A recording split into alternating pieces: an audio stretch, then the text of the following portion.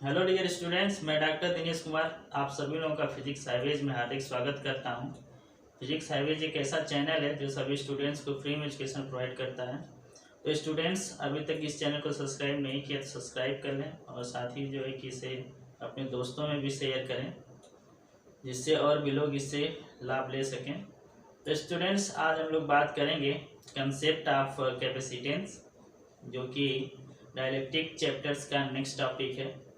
इसके पहले हम लोगों ने जैसा कि डिस्कस किया था classification of substances on the basis of their electrical behaviour. इसमें हम लोगों ने जो है कि कंडक्टर्स, सेमीकंडक्टर्स और इंसुलेटर्स के बारे में डिस्कस किया और इसको हम लोगों ने बैंड थियरी के बेसिस पर भी जो है कि समझा कि किस तरह से जो है कि कंडक्टर्स, इंसुलेटर और डायलेक्ट्रिक जो सेमीकंडक्टर्स हैं उसको जो है कि हम क्लासिफाई कर सकते हैं, कैसे जो है कि हम उसको जो है कि आइडेंटिफाई कर सकते हैं। स्टूडेंट्स हमने ये भी देखा कि जो इंसुलेटर्स हैं उन्हें ही हम डायलेक्ट्रिक्स बोलते हैं, या जो डायलेक्ट्रिक मटेरियल्स होते हैं वे जो है कि एक तरह से इंसुलेटर्स होते हैं। तो हम जो है कि आज ये देखेंगे कि कैपेसिटेंस का कंसेप्ट क्या होता है, कैपेसिटेंस क्या होता है। तो हमें पता है कि जैसे कोई भी हम मटेरियल लेते हैं या मेटल लेते हैं, बेसिकली मेटल, उसके एक एंड को यदि हम हीट करते हैं, मीन्स मेटल है, यही मान लीजिए मेटल है, इसको हम इस एंड पर क्या करते हैं, हीट देते हैं। तो धीरे धीरे क्या होता है, हीट देने से इसका जो टेम्परेचर है वो क्या करता है, इंक्रीज करता है। तो इसी तरह से कोई कंडक्टर्स हम लेते हैं, तो यदि उसमें इलेक्ट्रिक चार्ज यदि हम उसको देते हैं कंडक्टर को, तो उसमें जो दो इंड्स में पोटेंशियल डिफरेंस है वह जो है कि चेंज होता है और इलेक्ट्रिक जो चार्ज है इसको इंक्रीज करने से क्या होता है, इंक्रीज करता है। तो ऐसा पाया गया है कि जो कंडक्टर्स होते हैं उनमें जो पोटेंशियल होता है, पोटेंशियल डिफरेंस बेसिकली, वो इलेक्ट्रिक चार्ज जितना अमाउंट हम देते हैं उसी के प्रोपोर्शन में क्या होता है, इंक्रीज करता है। या हम यह कह सकते हैं कि जो चार्ज है जो हम सप्लाई कर रहे हैं चार्ज, वह जो है कि इलेक्ट्रिक पोटेंशियल के क्या होता है, डायरेक्टली प्रोपोर्शनल होता है। और यहाँ से जो है कि हमें एक प्रोपोर्शनलिटी कांस्टेंट आता है और उस प्रोपोर्शनलिटी कांस्टेंट को ही हम कैपेसिटेंस बोलते हैं।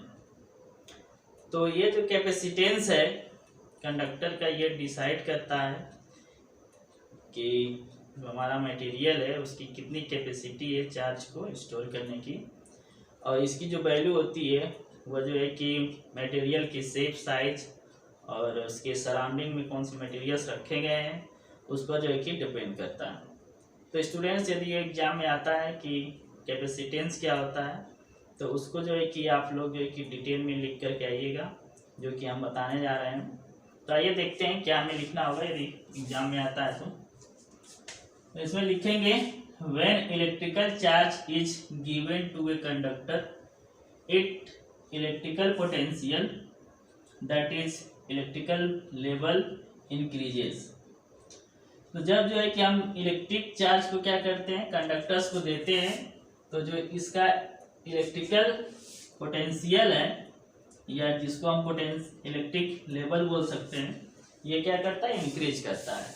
मीन्स चार्ज यदि हम देंगे तो उसी के रेशियो में क्या होगा, पोटेंशियल जो है कि डिफरेंस जो है चेंज होता है, इंक्रीज करता है। And it is observed that the increase in potential, जिसको हम कैपिटल V से डिनोट करते हैं, आप conductor is directly proportional to the charge capital Q given to it. तो ऐसा देखा गया है कि जो पोटेंशियल डिफरेंस होता है जिसको हम कैपिटल V से डिनोट करते हैं, यह क्या होता है, डायरेक्टली प्रोपोर्शनल होता है इलेक्ट्रिक चार्ज जो हम कंडक्टर को दे रहे हैं, तो उसके डायरेक्टली प्रोपोर्शनल होता है। तो इसको हम लिख सकते हैं V is directly proportional to Q, capital Q जो है कि इलेक्ट्रिक चार्ज है। या फिर हम ऐसा भी कह सकते हैं कि जो चार्ज है, इलेक्ट्रिक चार्ज वो क्या डायरेक्टली प्रोपोर्शनल टू V है। तो यहाँ से यदि हम प्रोपोर्शनलिटी को हटाते हैं तो यहाँ पर एक कांस्टेंट आएगा, तो यहाँ से हम लिख सकते हैं Q equal to C into B, इसको हमने इक्वेशन 1 मान लिया। तो ये जो सी है यहाँ पर क्या है, प्रोपोर्शनलिटी कांस्टेंट है, और इसी प्रोपोर्शनलिटी कांस्टेंट को हम क्या बोलते हैं, कंडक्टर। यहाँ लिखेंगे where C is constant for a given conductor. तो सी जो है कि एक गिवन कंडक्टर के लिए जो है कि एक वैल्यू होता है, दूसरा जो गिवन कंडक्टर हुआ उसके लिए डिफरेंट वैल्यू होती है। तो सी जो है कि एक यूनिवर्सल कांस्टेंट नहीं है, ये अलग अलग कंडक्टर्स के लिए अलग अलग होता है। And depends on shape and size of the conductor. तो कंडक्टर के शेप और साइज पर डिपेंड करता है सी की value. And the surrounding medium, और जो कंडक्टर है उसके सराउंडिंग में मीडियम कैसा है, वो मीडियम जो है कि वैक्यूम में रखा गया है, वैक्यूम मीडियम है या फिर कोई मटेरियल मीडियम या फिर कोई दूसरा जो है कि कंडीशन है, उस पर यह जो है कि डिपेंड करता है C value. And the presence of other neighbouring conductors, और एक जिस कंडक्टर का हम कैपेसिटेंस चेक कर रहे हैं उसके नेबरिंग में जो है कि दूसरे कंडक्टर्स तो प्रेजेंट नहीं है, इस पर भी ये डिपेंड करता है। यदि उसके नेबरिंग में कोई कंडक्टर्स प्रेजेंट होगा उसके इन्फ्लुएंस से भी उसका कैपेसिटेंस क्या हो सकता है, वेरी कर सकता है, चेंज हो सकता है। This constant is called the capacitance of conductor. तो ये जो कांस्टेंट है सी, इसी को हम क्या कहते हैं, कैपेसिटेंस बोलते हैं कंडक्टर का। It does not depend on the charge existing on the conductor. तो जो सी की वैल्यू होती है वह इनिशियली कंडक्टर पर कितना चार्ज है इस पर जो है कि डिपेंड नहीं करती है, इस पर डिपेंड करती है सिर्फ कि हम उसको कितना चार्ज दे रहे हैं। तो चार्ज जो दिया जा रहा है उसके वैल्यू पर डिपेंड करती है, न कि ऑलरेडी इस कंडक्टर के पास कितना चार्ज है इस बात पर नहीं डिपेंड करती। तो फ्रॉम इक्वेशन 1 हम यहाँ पे लिख सकते हैं capital C equal to Q upon V, जो कि इक्वेशन 2 हो जाएगा। तो यहाँ से हम डिफाइन कर सकते हैं सी को कि सी जो है वो रेशियो है बेसिकली, जो कि हम कंडक्टर को चार्ज दे रहे हैं, charge given to conductor divided by potential difference या पोटेंशियल। तो यहाँ आप लिखेंगे the capacitance of a conductor is the ratio of charge given to it and the rise in the potential of the conductor. तो C क्या होगा, Q upon V. तो Q हो गया गिवन चार्ज और सी भी जो हो गया वो हो गया कितना इंक्रीज कर रहा है पोटेंशियल, या फिर पोटेंशियल कितना राइज हो रहा है। तो स्टूडेंट्स नेक्स्ट स्लाइड में हम लोग देखेंगे इसकी प्रॉपर डिफिनीशन, कैसे हम इसकी डिफिनीशन जो है कि देंगे। तो स्टूडेंट्स हमने देखा कि सी इक्वल टू होता है क्यू अपॉन वी। तो इसमें हम यदि वी इक्वल टू 1 पुट करते हैं, या जो पोटेंशियल राइज हुआ है उसकी वैल्यू क्या हो, 1 वोल्ट है, तो यहाँ से हम देख सकते हैं इस इक्वेशन से इस सी इक्वल टू क्या हो जाएगा, क्यू हो जाएगा। तो यहाँ से हम डिफाइन कर सकते हैं कि सी जो होगा वो क्या होगा, चार्ज के इक्वल होगा, जब पोटेंशियल हमारा क्या होगा 1 होगा। यहाँ से हम डिफाइन कर देंगे the capacitance of a conductor is numerically equal to the charge required to rise its potential by 1 volt. तो किसी भी कंडक्टर का जो कैपेसिटेंस होगा वह जो है कि यहाँ से हम डिफाइन करेंगे, और वह न्यूमेरिकली किसके बराबर होगा, जो चार्ज हम देंगे या जितना चार्ज हमें रिक्वायर होगा कंडक्टर्स के पोटेंशियल को 1 वोल्ट से इंक्रीज करने के लिए। या सिंपली हम कह सकते हैं कि यदि हम किसी कंडक्टर को चार्ज हम इतना चार्ज दें जिससे कि उस कंडक्टर का जो पोटेंशियल है वो प्रेजेंट या इनिशियल कंडीशन से 1 वोल्ट क्या कर जाए, इंक्रीज कर जाए। तो जितना चार्ज हम दिए रहेंगे कंडक्टर को वही चार्ज जो है कि उस कंडक्टर का क्या हो जाएगा, कैपेसिटेंस हो जाएगा। तो इसकी जो एसआई यूनिट होती है in SI system, the unit of capacitance is volt पर मीटर। यहाँ से सी का जो यूनिट होगी हो जाएगी charge unit divided by potential की यूनिट तो चार्ज की यूनिट क्या कूलम होती है और पोटेंशियल की एनर्जी वोल्ट होती है। तो यहाँ से जाएगा ये, सॉरी ये हो जाएगा कूलम पर वोल्ट। क्या हो जाएगा? कूलम पर volt, which is known as farad, which is known as farad, जिसको हम कैपिटल एफ से डिनोट करते हैं। तो यहाँ से हम लिख सकते हैं 1 फैरेड इक्वल टू क्या होगा? 1 कूलम अपॉन 1 वोल्ट। तो ये हो जाएगा फैरेड की डिफिनीशन यहाँ से। तो फैरेड की डिफिनीशन क्या हो जाएगी? The capacitance of a conductor is 1 farad if 1 coulomb of charge rises it's potential by 1 volt. तो यदि हम किसी कंडक्टर को 1 कूलम का चार्ज उसको प्रोवाइड करते हैं तो वह कंडक्टर के पोटेंशियल में 1 वोल्ट का इंक्रीमेंट करता है। तो उस समय जो है कि हम बोलेंगे जो कंडक्टर है उसका जो कैपेसिटेंस है वह 1 फैरेड का है। तो ये जो 1 फैरेड जो है यूनिट, ये बहुत ही बिग यूनिट है। तो जो प्रैक्टिकली यूनिट यूज की जाती है वह है माइक्रो फैरेड, जिसको म्यू एफ से डिनोट करते हैं, पिको फैरेड जिसको पी एफ से क्या करते हैं? डिनोट करते हैं। तो 1 माइक्रो फैरेड जो होता है वो होता है equal to 10⁻⁶ farad, and 1 pico farad जो होता है वो होता है इक्वल टू 1 माइक्रो फैरेड, या फिर ये होता है 10⁻⁶ माइक्रो फैरेड इक्वल, या फिर 10⁻12 फैरेड। तो यहाँ से हम सिंपली कह सकते हैं फैरेड के टर्म में 1 माइक्रो फैरेड होगा इक्वल टू 10⁻⁶ फैरेड, और 1 पिको फैरेड होगा वो 10⁻12 फैरेड के इक्वल होता है। तो when charge is given to a conductor continuously, its potential rises and becomes maximum। तो यदि हम किसी कंडक्टर को चार्ज देते रहे कंटिन्यूसली तो उसका पोटेंशियल क्या होगा? धीरे धीरे इंक्रीज करता रहेगा।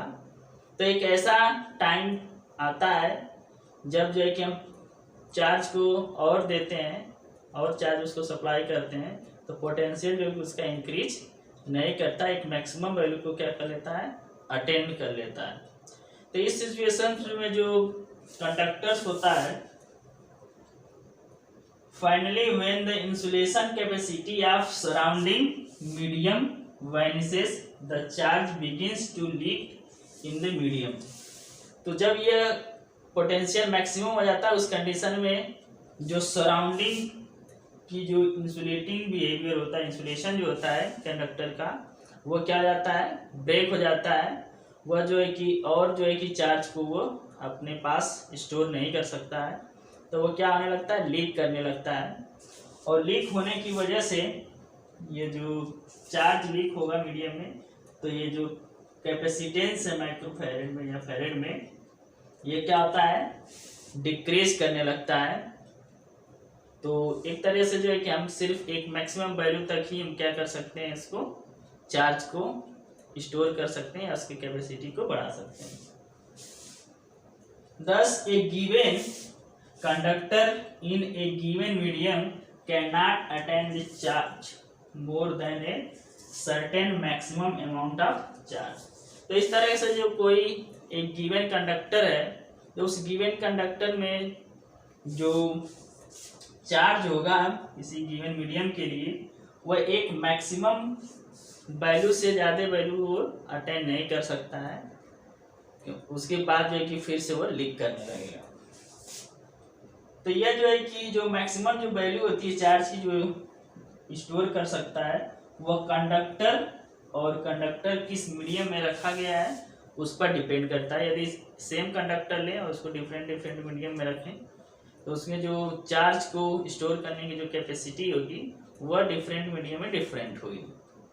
और इसी तरह से यदि हम मीडियम को फिक्स कर दें और कंडक्टर को चेंज करते हैं तो जो डिफरेंट कंडक्टर्स होंगे उनमें जो कैपेसिटी होगी चार्ज को स्टोर करने की, वो जो है कि डिफरेंट होगी डिफरेंट कंडक्टर्स के लिए। तो यह जो मैक्सिमम वैल्यू होती है वह कंडक्टर पर डिपेंड करती है। तो this maximum charge is determined by capacitance of the conductor. तो ये जो मैक्सिमम चार्ज जितना स्टोर कर सकता है कंडक्टर, उसको हम बोलते हैं कि हाँ इस कंडक्टर की मैक्सिमम जो कैपेसिटी है वह इतना ही चार्ज स्टोर करने की है, और इसको जो है कि हम उसके कैपेसिटेंस के टर्म में देखते हैं। Thus the capacitance of a conductor is its capacity of collecting the charge। तो इस तरीके से जो कैपेसिटेंस है किसी भी कंडक्टर का, वह उस कंडक्टर के उसकी कैपेसिटी को बताता है कि वो कितना जो है कि चार्ज कलेक्ट कर सकता है। तो स्टूडेंट्स, जो एक्चुअल मीनिंग कैपेसिटेंस की वो यही है कि कोई भी कंडक्टर लें तो वो जो है कि मैक्सिमम कितना जो है कि उसके पास एबिलिटी है, कैपेसिटी है चार्ज को स्टोर करने की, वह जो है कि हम कैपेसिटेंस से ही बता सकते हैं। यदि किसी गिवन कैपेसिटर के लिए कैपेसिटेंस सी की वैल्यू जो है कि बहुत ही हाई है, इसका मतलब यह है कि उसमें जो चार्ज स्टोर करने की जो कैपेसिटी है वो बहुत ही ज़्यादा है, क्योंकि सी यहाँ से हम देख सकते हैं यह जो है कि डायरेक्टली प्रोपोर्शनल टू क्यू, या यहाँ से देख सकते हैं कि जो सी है वो क्यू के इक्वल है। तो इस तरीके से सी की वैल्यू लार्ज होगी, इसका मतलब क्यू की वैल्यू क्या होगी, लार्ज होगी, या अपोजिट कर सकते हैं, क्यू ज़्यादा होगा तो सी भी क्या होगा, ज़्यादा होगा, और क्यू कम होगा तो सी भी क्या होगा, कम होगा। तो इस तरह से जो है कि हम कैपेसिटेंस को जो है कि कंडक्टर के चार्ज स्टोर करने की कैपेबिलिटी के टर्म में हम देखते हैं। तो स्टूडेंट्स, ये पूरा जो था कंसेप्ट था कैपेसिटर का, तो आई होप कि ये कंसेप्ट आपको समझ में आ गया होगा। तो इस वीडियो को लाइक कर दें, अपने दोस्तों में शेयर करें, और अभी तक चैनल को सब्सक्राइब नहीं किया तो सब्सक्राइब कर लें, साथ ही नोटिफिकेशन का बेल आइकन भी प्रेस कर लें, जिससे इसी तरह के और वीडियोज़ का नोटिफिकेशन सबसे पहले आपको मिलता रहे। तो इस वीडियो में इतना ही, तब तक के लिए धन्यवाद। जय हिंद।